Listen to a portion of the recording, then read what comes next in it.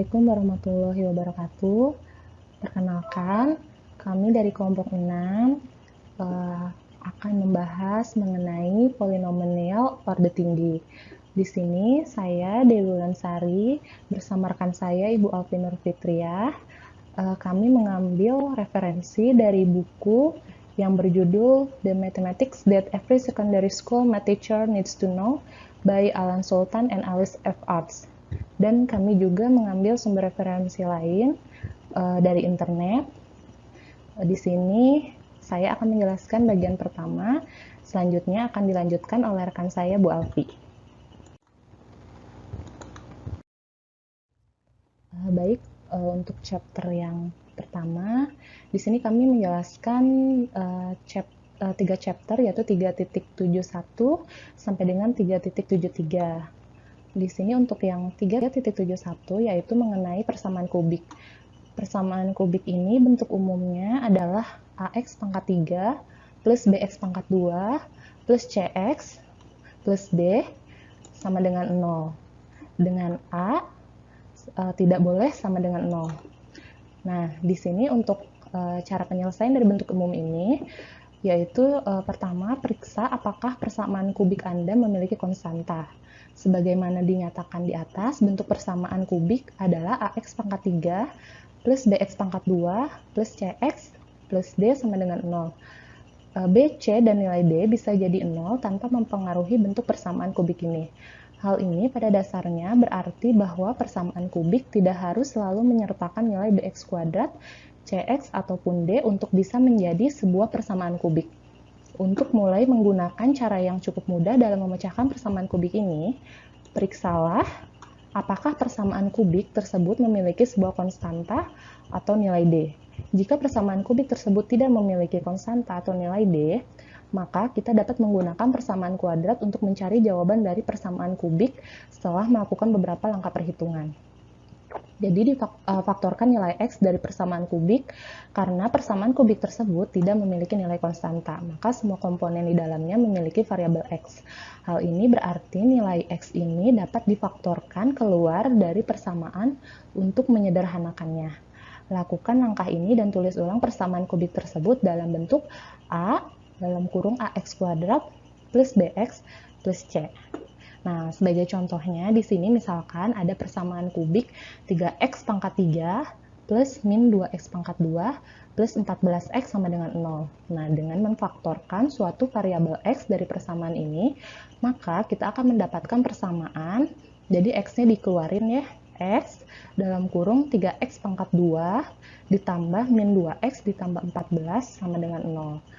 Nah, selanjutnya, jika persamaan kubik memiliki nilai konstanta, maka kita akan membutuhkan cara penyelesaian yang lainnya. Sebelum saya membahas tentang persamaan Fero, kita bahas dulu mengenai sejarah persamaan kubik Fero ya. Saya akan sedikit bercerita di sini mengenai asal mula dari terbentuknya formula Fero atau persamaan Fero. Jadi, pada awal abad ke-16, seorang matematikawan Italia bernama Scipione del Ferro yang hidup pada tahun 1465 sampai dengan 1526 menemukan metode untuk menyelesaikan sebuah jenis persamaan kubik, yaitu yang berbentuk x pangkat 3 plus mx sama dengan n. Sebenarnya, semua persamaan kubik bisa direduksi menjadi bentuk ini jika kita membolehkan m dan n bernilai negatif. Tetapi bilangan negatif belum diketahui pada saat itu. Del Ferro merahasiakan pencapaiannya sampai sebelum kematiannya, dan dia memberitahu muridnya yang bernama Antonio Fior tentang itu. Lalu, pada tahun 1530, Niccolo Tartaglia, yang hidup pada tahun 1500 sampai dengan 1557, menerima dua permasalahan persamaan kubik dari Giovanni da Choi dan mengumumkan bahwa dia bisa menyelesaikannya. Dia kemudian ditantang oleh Fior yang menghasilkan pertandingan terkenal di antara keduanya. Masing-masing kontestan harus menaruh sejumlah uang dan mengusulkan banyak permasalahan yang lawannya harus selesaikan. Siapapun yang menyelesaikan lebih banyak permasalahan dalam waktu 30 hari, maka akan mendapatkan semua uangnya. Tartaglia menerima pertanyaan dalam bentuk X pangkat 3 plus MX sama dengan N yang dia telah kembangkan metode umumnya. Fior menerima pertanyaan dalam bentuk X pangkat 3 plus MX pangkat 2 sama dengan N yang rupanya terlalu sulit untuk dia selesaikan, dan Tartaglia akhirnya memenangkan pertandingannya. Kemudian, Tartaglia dibujuk oleh Gerolamo Cardano yang hidup pada tahun 1501 sampai dengan 1576 untuk mengungkapkan rahasianya dalam menyelesaikan persamaan kubik. Pada tahun 1539, Tartaglia melakukannya, tetapi dengan syarat Cardano tidak boleh memberitahukannya, dan apabila dia menulis mengenai kubik, maka dia harus membiarkan Tartaglia untuk membuat terbitannya.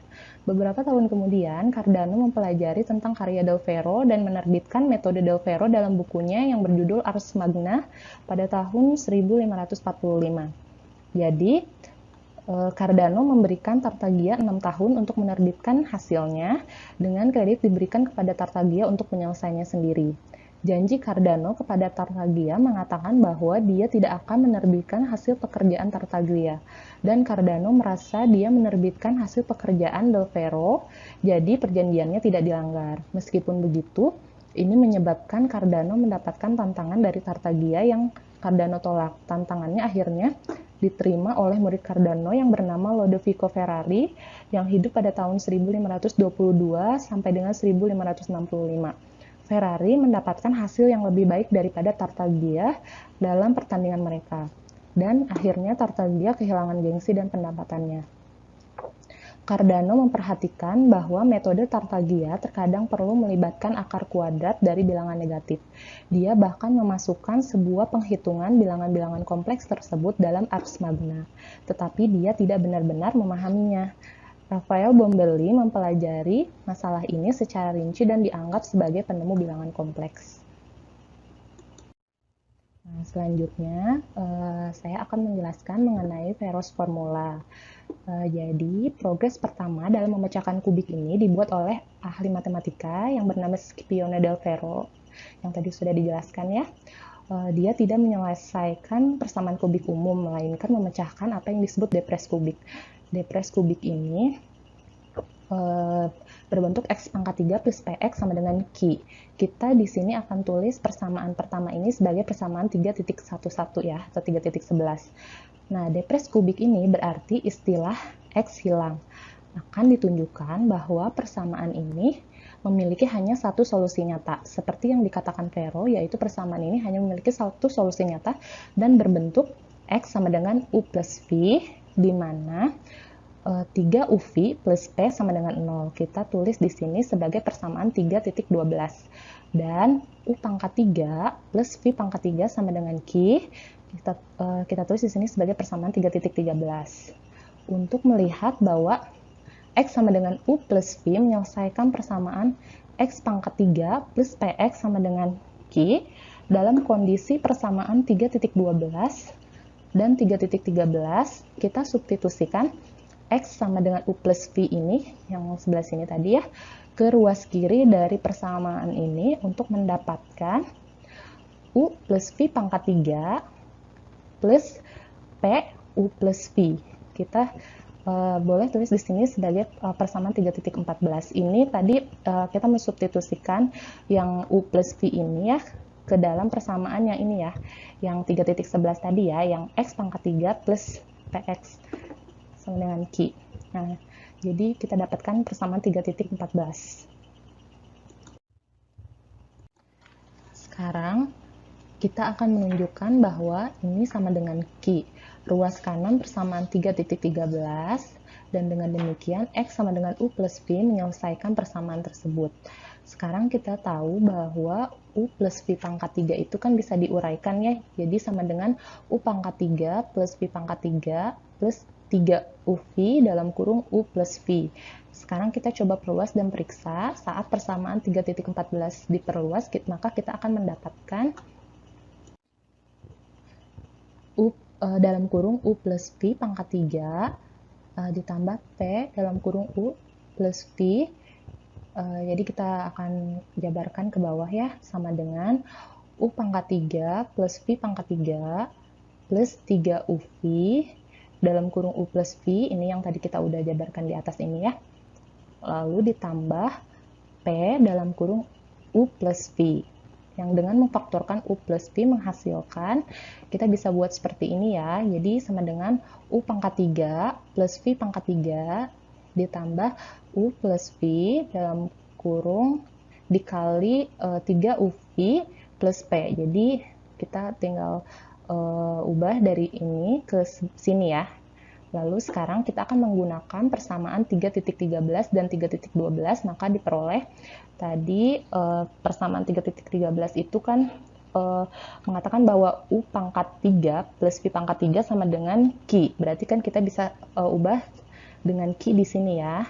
Dan persamaan 3.12 tadi berisi bahwa 3 UV plus P itu sama dengan 0. Berarti kan kalau U plus V dikali 0 kan dia hasilnya 0. Berarti Q plus 0 sama dengan Q. Nah, di sini kita telah membuktikan bahwa jika kita dapat menemukan U dan V yang memenuhi persamaan 3.12 dan 3.13, maka kita telah memecahkan persamaan kubik tersebut. Tentu saja ada masalah bagaimana menemukan U dan V tersebut. Kita lanjut di slide selanjutnya ya. Vero kemudian mengatur tugas untuk menunjukkan bahwa kita selalu bisa menyelesaikan persamaan 3.12 dan 3.13 dan membiarkan kita berasumsi bahwa ada U dan V dan mencoba untuk menemukannya. Dari persamaan 3.12 kita mendapatkan V sama dengan min P per 3U. Tadi kan persamaan 3.12 itu kan 3UV plus P sama dengan 0 ya. Kita bisa menggantikan seperti ini ya, jadi V sama dengan min P per 3U. Nah, ketika ini disubstitusikan ke persamaan 3.13, maka kita akan dapatkan tadi persamaan 3.13 itu U pangkat 3 plus V pangkat 3 sama dengan Q ya. Nah, di sini kita akan mengganti V-nya dengan min P per 3U. Jadi bisa kan kalau kita tulis sebagai persamaan ini, jadi U pangkat 3 min P pangkat 3, karena kan tadi V-nya pangkat 3 di pangkat 3-in, berarti kan jadi ini di pangkat 3 jadi min P pangkat 3 per 27 U pangkat 3 ya, sama dengan Q. Ini kita tulis sebagai persamaan 3.15. Dan saat kita mengalihkan kedua ruas persamaan 3.15 dengan U pangkat 3, maka kita akan mendapatkan U pangkat 6. Jadi ini ke 3.15 ini kita akan kalikan dengan U pangkat 3. Bisa kan kita jadikan di sini U pangkat 3 dikali maaf, U pangkat 3 ini, jadi kita akan mendapatkan U pangkat 6 min P pangkat 3 per 27 per Q U pangkat 3. Jadi si U-nya ini kita kalikan supaya U yang di sini pindah ruas ke sebelah sini. Bisa ya, jadi seperti ini persamaannya. Nah, berarti di sini kita bisa memindahkan ruasnya menjadi U pangkat 6 min Q U pangkat 3 min P pangkat 3 per 27 sama dengan 0. Ini kita sebut sebagai persamaan 3.16. Nah, jika kita dapat menyelesaikan ini untuk U, maka kita dapat mencari V dari V sama dengan min P per 3U. Dan kemudian kita dapat menemukan X karena X sama dengan U plus V. Jika dalam persamaan 3.16 kita membuat substitusi Z sama dengan U pangkat 3, jadi kita misalkan nih si Z ini sama dengan U pangkat 3, maka persamaan 3.16 itu bisa menjadi 3.16 yang ini bisa menjadi Z pangkat 2 ya, karena si Z ini kan kita ibaratkan U pangkat 3, berarti kan jadinya Z pangkat 2 min QZ min P pangkat 3 per 27 sama dengan 0, yang merupakan kuadrat di Z.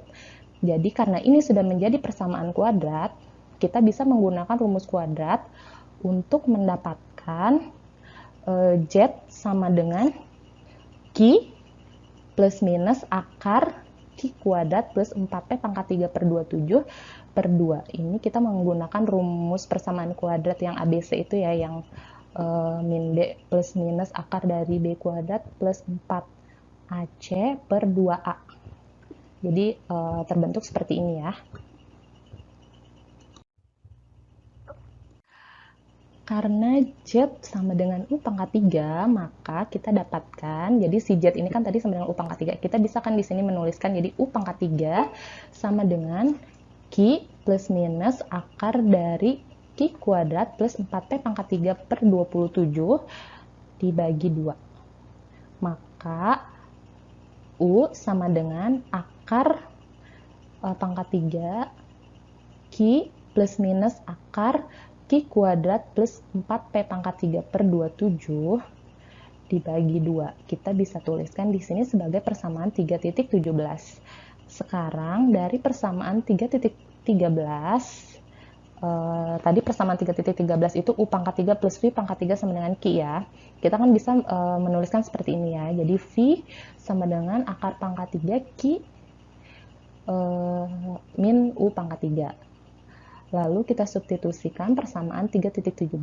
Setelah menemukan penyebut yang sama dan mendistribusikan tanda negatif, maka kita akan mendapatkan, jadi kalau kita sudah mengerjakan ini nih, yang Pi sama dengan akar 3 Q min U pangkat 3, kita substitusikan si U-nya ini ke sini. Nah, nanti kalau misalkan kita sudah menyamakan penyebut dan mendistribusikan tanda negatif, maka kita akan mendapatkan ini. V sama dengan akar 3 Q minus plus akar dari Q kuadrat plus 4P pangkat 3 per 27 dibagi 2. Ini kita tulis sebagai persamaan 3.18. Nah, perhatikan bahwa akar pangkat 3 dalam persamaan 3.17 itu memiliki plus minus. Sedangkan dalam persamaan 3.18 memiliki minus plus. Jadi, jika kita mengambil tanda plus dalam satu akar, kita harus mengambil tanda berlawanan di radikal lainnya.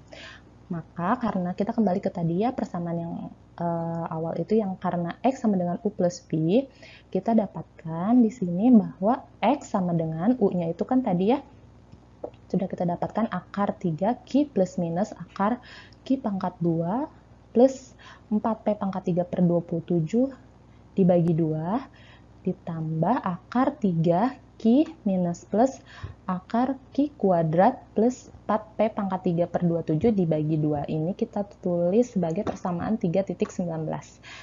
Kita telah menyelesaikan persamaan kubik. Nah, sekarang kita memiliki dua solusi untuk X, tetapi itu dapat diverifikasi dan merupakan latihan dimanipulasi aljabar bahwa kedua solusi tersebut benar-benar sama. Dengan demikian, solusi yang dipakai di persamaan kubik 3.11 yang tadi ya, yang penyelesaian dari formula Sparrow tadi yang di press kubik, kita bisa menggunakan yang ini. X sama dengan akar 3 Q plus akar Q pangkat 2 ditambah 4P pangkat 3 per 27 dibagi 2 ditambah akar 3 Q min akar Q kuadrat plus 4P pangkat 3 per 27 per 2. Nah, ini kita tulis sebagai persamaan 3.20. Karena rumus ini sangatlah kompleks, maka dapat dipahami mengapa rumus ini tidak termasuk dalam rumus sekunder dalam kurikulum sekolah. Jadi, rumus ini tidak secara umum diajarkan di sekolah ya, karena memang terbilang bahwa ini rumus yang sangat kompleks. Bukan ke contoh soal. Di sini ada contoh 3.19, yaitu mari kita gunakan rumus 3.20 untuk menyelesaikan persamaan X pangkat 3 plus 6X sama dengan 20. Nah, untuk penyelesaiannya, dari soal ini kan bentuknya sama dengan tadi yang di press kubik itu yang rumus Sparrow ya. Jadi kita ketahui nih pertama-tama bahwa P-nya itu sama dengan 6 dan Q-nya ini sama dengan 20. Lalu kita akan substitusikan ke persamaan 3.20, maka di sini kita tinggal masukkan X-nya sama dengan akar 3 20 plus akar 20 kuadrat plus 4 kali 6 pangkat 3 per 27 dibagi 2 ditambah akar 3 20 min akar 20 pangkat 2 plus 4 kali 6 pangkat 3 per 27 dibagi 2. Kita boleh tulis di sini persamaan 3.21. Nah, sekarang kan sudah banyak nih program yang digunakan untuk mampu melakukan jenis perhitungan ini. Seperti halnya kalkulator, dan ketika kita masukkan angka-angka seperti pada rumus ini, maka akan didapat bahwa X sama dengan 2. Hasil tersebut terbukti berhasil dengan mensubstitusikan X sama dengan 2 ke persamaan yang tadi awal ini, X pangkat 3 plus 6X min 20 sama dengan 0. Jadi kalau kita masukkan X-nya sama dengan 2, maka di sini betul bahwa hasilnya adalah 0. Jadi ini X sama dengan 2 ini memenuhi. Tentu saja solusi dalam bentuk persamaan 3, 2, 1 ini berhasil. Kita telah mengatakan sebelumnya bahwa persamaan kubik memiliki 3 solusi. Untuk mencari 2 solusi lainnya, kita hanya perlu membagi X pangkat 3 plus 6X min 20 sama dengan 0 dengan X min 2 untuk mendapatkan faktor lainnya. Jadi ini kan sudah bisa dibagi nih karena sudah ketemu nih salah satu penyelesaiannya yaitu X min 2. Nah, ini kan merupakan kuadrat dan kemudian menyelesaikan hasil yang diperoleh persamaan kuadrat. Silahkan bisa kalian cari solusi persamaannya. Kita akan menemukan bahwa X sama dengan 2 adalah satu-satunya solusi yang nyata, yang realnya itu X sama dengan 2. Nah, di sini semua persamaan X pangkat 3 plus PX sama dengan Q atau ekuivalen X pangkat 3 plus PX min Q sama dengan 0, di mana P dan Q positif hanya memiliki satu solusi nyata. Dan mengapa demikian? Maka kita perlu mengingat kembali dari kalkulus, yaitu intermediate value theorem. Di sini teoremanya, jika fx kontinu pada A, B dan FA dan FB memiliki tanda berlawanan, maka ada nilai C antara A dan B di mana FC sama dengan 0. Artinya, jika grafik fx berada di bawah sumbu X pada salah satu titik ujung A, B dan di atas sumbu X di ujung lain A, B, kita bisa lihat gambar 3.4 di bawah sini, maka harus melintasi sumbu X antara A dan B yang tampak jelas secara intuitif jika fungsinya kontinu. Seperti itu. Nah, sekarang mari kita terapkan teorema ini untuk menunjukkan bahwa fx sama dengan X pangkat 3 plus Px min Q memiliki akar yang nyata dan hanya memiliki satu akar nyata. Kita amati bahwa f0 sama dengan min Q yang negatif karena Q dianggap positif. Juga jika X sama dengan N, di mana N adalah bilangan positif yang sangat besar, maka X pangkat 3 plus Px akan menjadi bilangan positif yang sangat besar dan akan lebih besar dari Q jika N cukup besar. Jadi Fn akan menjadi positif. Karena F0 kurang dari 0 dan Fn lebih dari 0, maka Fx harus melintasi sumbu X di antara 0 dan N. Artinya, X memiliki akar yang nyata. Sekarang, kita menunjukkan bahwa fx hanya memiliki satu akar. Ingat kembali dari kalkulus bahwa jika turunan f positif, maka fungsi f harus meningkat. Karena fx-nya itu sama dengan 3x kuadrat plus pi, dan karena 3x kuadrat selalu non-negatif dan p positif, maka fx positif. Dengan demikian, fungsi selalu meningkat ini artinya setelah melintasi sumbu X, ia akan terus naik, sehingga tidak dapat melewati sumbu X lagi. Artinya ia tidak memiliki akar nyata yang lainnya. Bukti di atas bahwa fx sama dengan X pangkat 3 plus Px min Q hanya memiliki satu akar nyata sangatlah mudah. Tapi ketika Anda menyadari bahwa koordinat kartesius, fungsi, dan kalkulus belum ditemukan, kita dapat menghargai realisasi Vero tentang persamaan ini yang hanya memiliki satu akar asli ya, atau akar nyata. Karena matematikawan pada masanya itu tidak percaya angka negatif memiliki arti apapun, yang oleh standar saat ini hampir tidak bisa dipahami. Dalam buktinya, Vero menganggap P tidak negatif. Tapi sebenarnya tidak ada salahnya jika kita mengasumsikan bahwa P itu negatif dalam persamaan 3.11 ya. Formula Vero memberi kata solusi dalam kasus ini, meskipun dalam kasus ini mungkin ada lebih dari satu solusi nyata. Setelah kita mendapatkan satu solusi nyata dari kubik, yaitu X sama dengan R, kita dapat mencari dua solusi lainnya dengan membagi Fx dengan X min R. Ini mereduksi persamaan menjadi persamaan kuadrat yang solusinya kita bisa temukan dengan rumus kuadrat. Ya, Sampai sini formula Vero. Untuk selanjutnya Cardano's solution atau Cardano's contribution, maaf, atau rumus Cardano akan dijelaskan oleh Ibu Alfi. Silakan Bu Alfi. Nah, saya akan melanjutkan penjelasan 3.7.2, yaitu kontribusi Cardano atau rumus Cardano.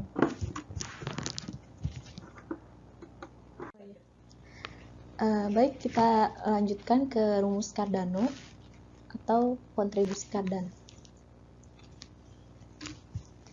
Nah, Girolamo Cardano tahun 1501 sampai 1576 yang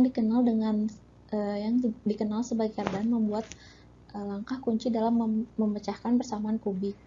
Persamaan kubik dalam bentuk umum x pangkat 3 ditambah bx kuadrat ditambah cx ditambh d sama dengan 0 kita nyatakan sebagai persamaan 3.23.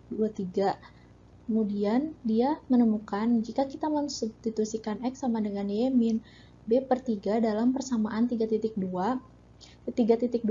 maka didapatkan y min b per 3 pangkat 3 ditambah b kali y min b per 3 pangkat 2 ditambah c kali y min b per 3 plus d sama dengan 0, yang dapat disederhanakan menjadi persamaan 3.24, yaitu y pangkat 3 ditambah c min sepertiga b pangkat 2 kali y sama dengan min d ditambah sepertiga bc dikurangi 2 per 27 b pangkat 3.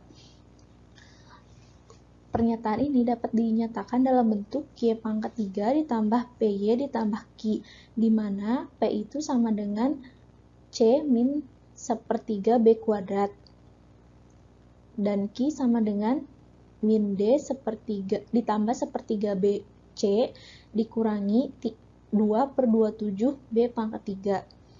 Dengan demikian kita bisa menyelesaikan y menggunakan rumus Vero. Karena x sama dengan y min b per 3, kita dapat mencari solusi awal untuk x dalam persamaan 3.23. Nah, sekarang kita akan menyelesaikan persamaan x pangkat 3 min 15x kuadrat ditambah 81x dikurangi 175 sama dengan 0. Di buku itu ini adalah contoh 3.22. Nah, pertama kita substitusikan x sama dengan y min b per 3. Di sini b-nya itu adalah min 15. Jadi y min 15 dibagi 3 sama dengan y plus 5. Tetapi kita tidak menggantikan persamaan asli yang akan menghasilkan persamaan kubik yang lebih kompleks. Kita gunakan fakta bahwa persamaan akan menjadi bentuk y pangkat 3 ditambah py ditambah q, di mana p sama dengan c dikurangi 1 per 3 b kuadrat. Kita sebut persamaan ini 3.25 dan q sama dengan min d tambah sepertiga bc dikurangi 2 per 27 b pangkat 3 yang kita sebut sebagai 3.26. Kita gunakan nilai b sama dengan min 15, c sama dengan 81, dan d sama dengan minus 175, dan kita substitusikan ke persamaan 3.25 dan 3.26. Maka kita dapatkan p sama dengan 81 dikurangi sepertiga dikali minus 15 kuadrat sama dengan 6. Q-nya sama dengan minus 175 ditambah sepertiga dikali minus 15 dikali 81 dikurangi 2 per 27 dikali minus 15 pangkat 3. Hasilnya sama dengan 20. Maka persamaannya akan menjadi y pangkat 3 ditambah 6y sama dengan 20. Kita menyelesaikan ini sebelumnya dengan rumus Vero untuk mendapatkan y sama dengan 2.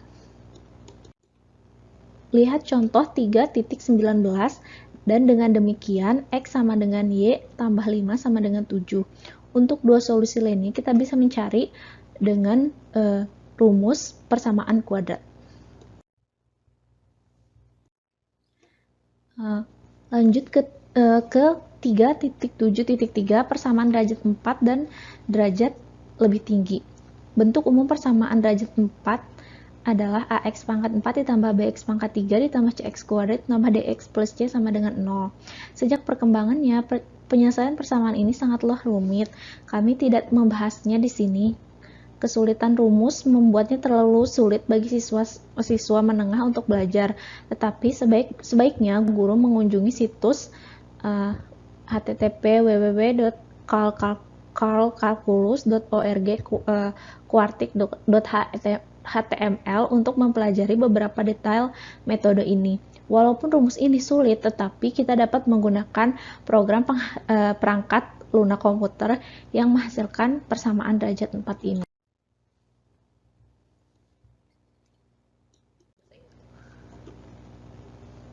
Kemudian, untuk persamaan derajat 5 dan lebih tinggi, memecahkan polinomial derajat 5 ternyata jauh lebih sulit dari yang diharapkan orang. Berbagai metode dicoba tetapi tidak ada yang berhasil. Karena ternyata seperti yang kemudian dibuktikan oleh ahli matematika Abel dan Ruffini bahwa tidak ada rumus yang akan menyelesaikan persamaan ini. Di sini disebutkan dalam teorema 3.23 Abel-Ruffini, seseorang tidak dapat menemukan rumus yang mirip dengan rumus untuk memecahkan persamaan kuadrat, kubik, dan kuadratik yang akan menyelesaikan semua persamaan derajat 5 dan lebih tinggi. Itu berarti bahwa tidak ada seorang pun dapat menemukan rumus yang akan menyelesaikan solusi persamaan ini dengan menggunakan akar.